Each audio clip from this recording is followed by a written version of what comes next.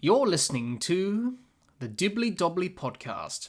Remember to like, share, comment, subscribe, and click the bell to make sure you get the latest episodes of the podcast. Be sure to like and share our Facebook page and follow us on Twitter and on Instagram. Hi everyone and welcome back to another episode of the Dibbly Dobbly Podcast. On today's episode of the podcast, we review the second semi-final of the ICC T20 World Cup for 2022 between India and England from the Adelaide Oval. It's the Dibbly Dobbly Podcast, and let's get started. Let's have a look at the match summary of the ICC T20 World Cup for 2022 second semi-final between India and England from the Adelaide Oval. India batted first and made 6 for 168 from their 20 overs. Hardik Pandya top scored with 63, and Chris Jordan took 3 wickets for England. England needed 169 runs to win. They chased them down quite easily. None for 170 from 16 overs. Alex Hales top scored with 86 not out. And no wickets for India. England won by 10 wickets, and Alex Hales was named Player of the Match. What were the key moments and key factors from the second semi-final of the ICC T20 World Cup for 2022 between India and England? The partnership between Kohli and Pandya of 61 for the 4th wicket helped India reach their score of 6 for 168 after India were 3 for 75 inside 11.2 overs. England's bowling to keep India to 6 for 168 from their 20 overs. The partnership between Buttler and Hales of 170 unbeaten for the 1st wicket took the game away from India, which guided England to a 10-wicket victory and helped book England's place in the ICC T20 World Cup 2022 final against Pakistan.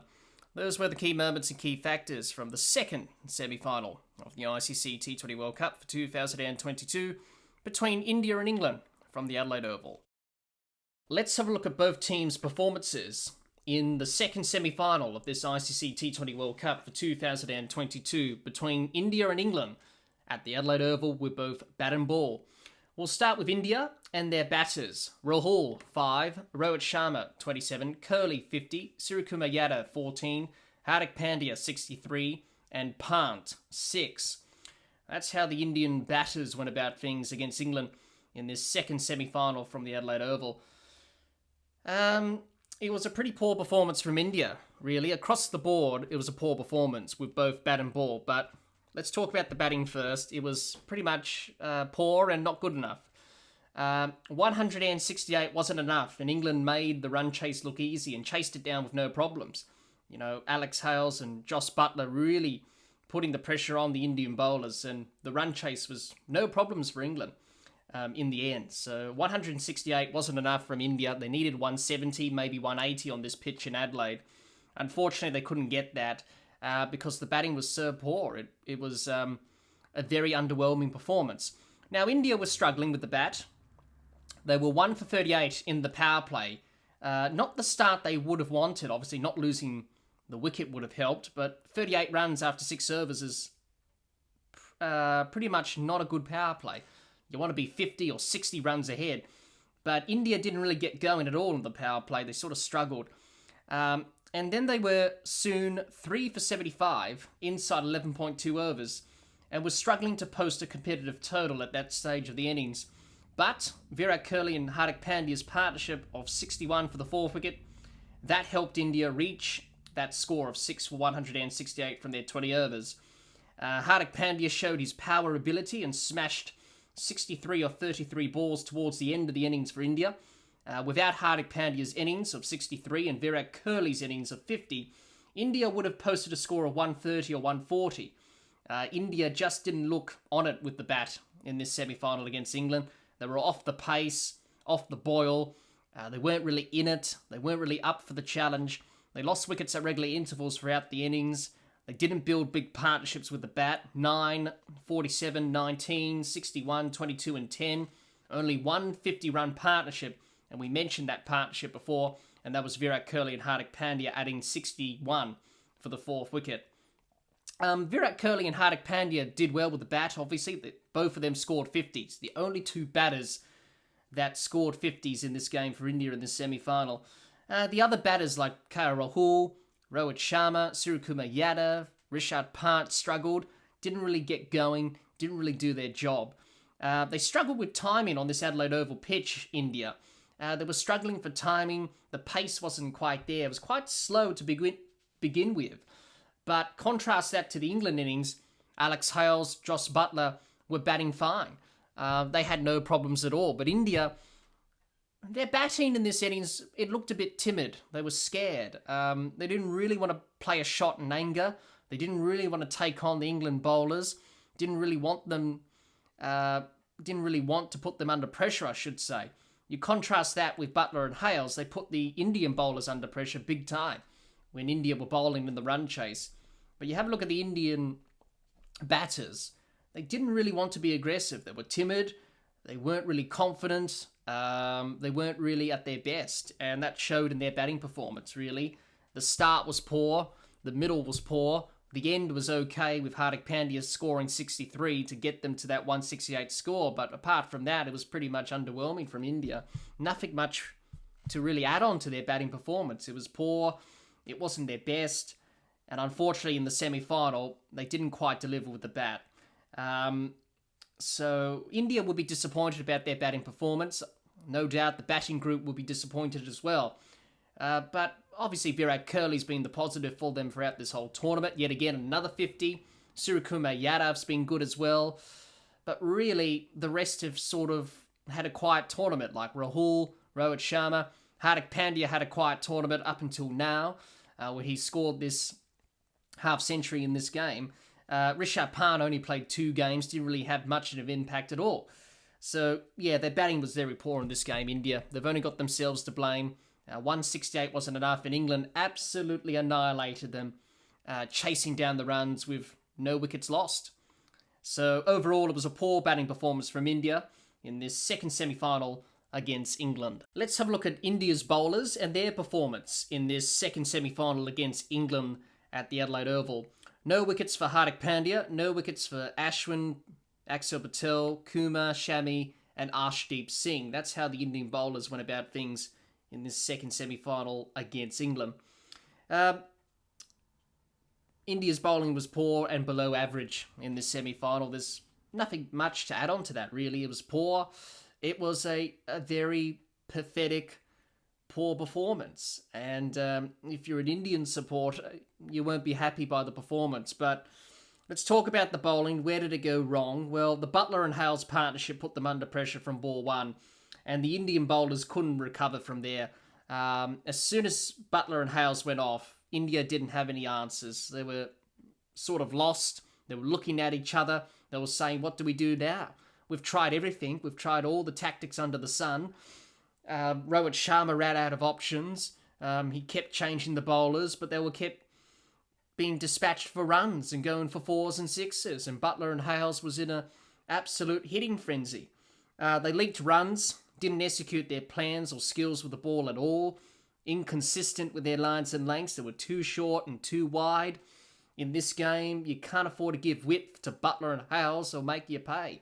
And you can't bowl short and wide in Adelaide because you're going to get dispatched with the short square boundaries. You have to make the batters hit down the ground. They didn't do that.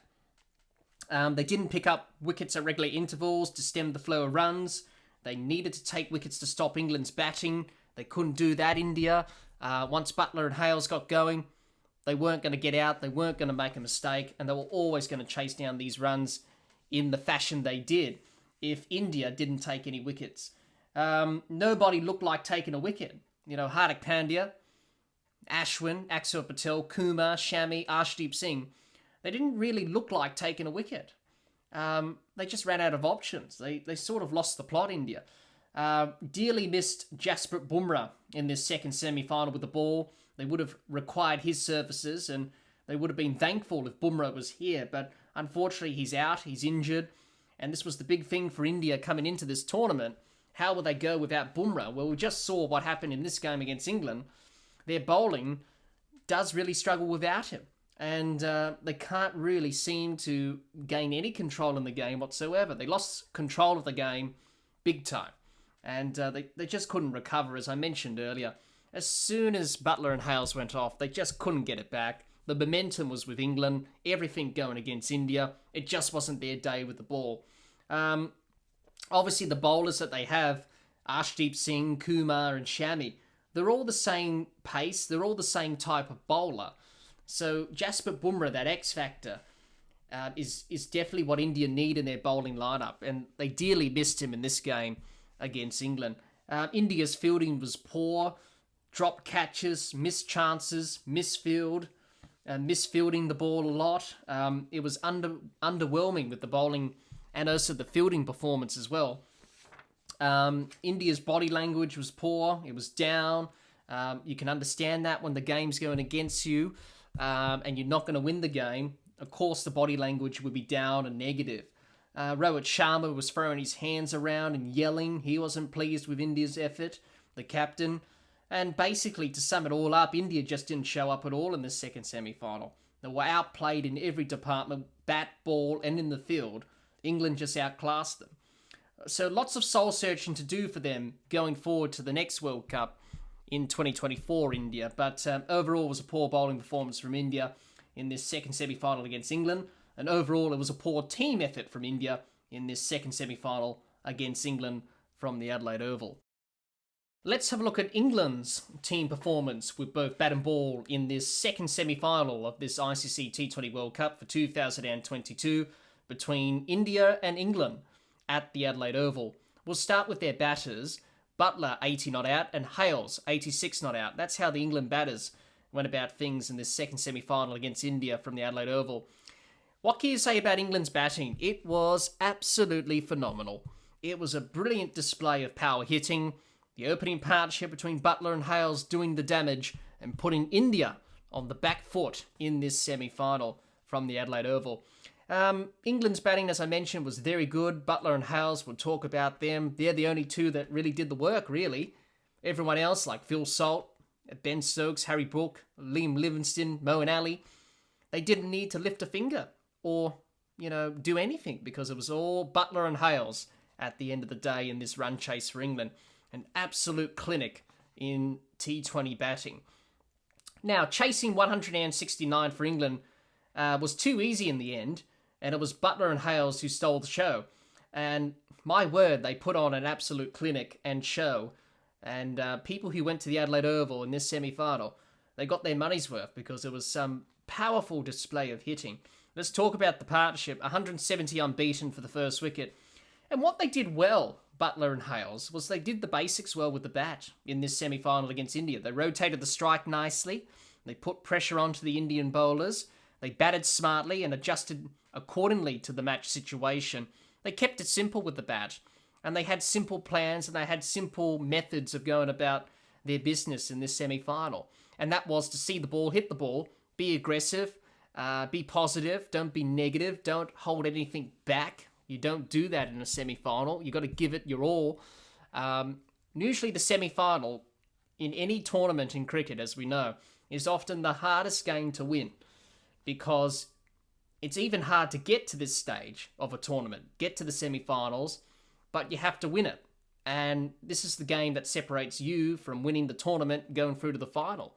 And for Buttler and Hales, what they did was, you know what? Let's go for it. Let's go for it. Be positive. Let's put them under pressure. Let's not hold back. Let's go for it. And pretty much, they took the game away, really, after the end of the power play. England were none for 63 after 6 overs of the power play. And that was pretty much the game, really. I think most people would have seen that and said, well, you know what? Buttler and Hales are in an absolute hitting frenzy. There's no way England's going to lose this game now with that start.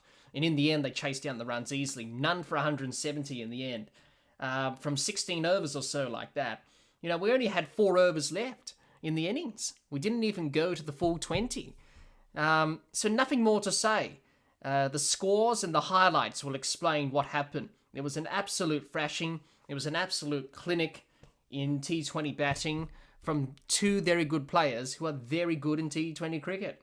It was powerful striking from the both of them, and it was a dangerous partnership that India needed to break early. Unfortunately, they couldn't, and they went on to get 170 unbeaten for the first wicket and took the game away from India. So overall, it was a clinical batting performance from England, in this second semi-final against India. Let's have a look at England's bowlers and their performance in this second semi-final against India from the Adelaide Oval. No wickets for Stokes, Livingstone and Sam Curran, a wicket each for Wokes and Rashid, and 3 wickets for Jordan. That's how the England bowlers went about things in this second semi-final against India. The bowling performance from England was good. They did well to keep India to 6 for 168 in their 20 overs. It was a good effort. They had India 3 down for 75 inside 11.2 overs. They bowled a good line and length, executed their plans and skills with the ball, did well to keep the runs down throughout the innings. They took wickets at regular intervals as well. They bowled a pretty good ball, a pretty good line and length as well. And they did their job. All the bowlers did their job. Towards the end of the innings, England to Hardik Pandya got a little bit wrong there at the death. Chris Jordan was expensive. He went for 10 and over, but he got 3 wickets, which is the main thing. Sam Curran wasn't at his best in this England bowling performance. He went for 10.5 runs and over. He got a bit of tap throughout the game. But for England, their bowling, yet again, did the job, taking wickets, stemming the flow of runs, which is the key. Obviously, Mark Wood wasn't playing in this game. Obviously, he could be playing in the final. Obviously, Chris Jordan came in to replace him. But apart from missing out on Mark Wood in this game, England got the job done without Mark Wood, which is a good thing, and that's a good positive step for this England bowling attack. But as I mentioned, all the bowlers did their job. To keep India to 168 was a good score. Yes, they did go for some tap towards the end of the Indian innings where Hardik Pandya went off and scored that 60-odd in that brilliant innings that he played for India to get them to that 168 score. But apart from that, they bowled pretty well throughout the innings, and India just kept losing wickets. India weren't really with it with the bat. They weren't really pacing their innings well. They weren't really putting the pressure back on the England bowlers. And they made the England bowlers bowl what they wanted to bowl to the Indian batters. And England did that. So, apart from conceding runs at the death, because of Hardik Pandya, it was a pretty good bowling performance from England throughout the whole game, really. Taking wickets, stemming the flow of runs is the key in T20 cricket. If you take wickets at regular intervals, you stem the flow of runs, you have a good opportunity of keeping the side to a very chaseable score. In the end, 168 from India wasn't enough. Buttler and Hales came in, smashed 170 for the first wicket. Game over, game set and match. So overall, it was a good bowling performance from England in this second semi-final against India. Overall, it was a brilliant team effort from England in this second semi-final against India. What a victory by England. They absolutely thrashed India, and a 10-wicket victory is a convincing result. England outplayed India in all 3 departments of the game. The opening partnership between Jos Buttler and Alex Hales of 170 unbeaten guided England to book their place in the ICC T20 World Cup 2022 final against Pakistan. For India, it was an underwhelming performance, and they will be disappointed. But they should be happy about their efforts during this T20 World Cup. They managed to improve on their result from last year's tournament, where they failed to qualify for the semi-finals. But for them, this year wasn't their year. Well, that's all the time we have for this episode. Be sure to subscribe and click the bell to get the latest episodes of the podcast, and like and share our Facebook page, and follow us on Twitter and on Instagram.